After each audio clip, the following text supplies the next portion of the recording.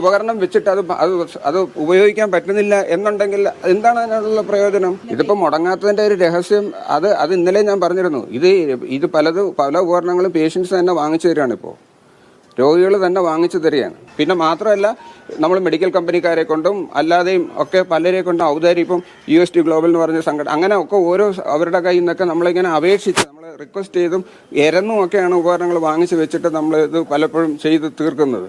അതുകൊണ്ട് ശസ്ത്രക്രിയ മുടങ്ങുന്നില്ല എന്ന് പറയുന്നത് ഇതൊക്കെ കാരണങ്ങളാണ്. ഇങ്ങനെയൊക്കെയാണ്. എനിക്ക് തന്നെ അത് മടുത്തതുകൊണ്ടാണ് ഞാൻ ഇങ്ങനെ ഒരു വിവാദപരമായിട്ട് പോസ്റ്റ് ഇട്ടത്. ഞാൻ അപേക്ഷിച്ചും എരന്നും മടുത്തു. നമ്മൾ ആൾക്കാരോട് എരന്നാണ് വാങ്ങുന്നത്. നമ്മൾ ഈ പേഷ്യന്റിനെ കൊണ്ട് പൈസ അടപ്പിച്ച് നമ്മൾ ഉപകരണങ്ങൾ വാങ്ങുന്നത് ശരിയാണോ?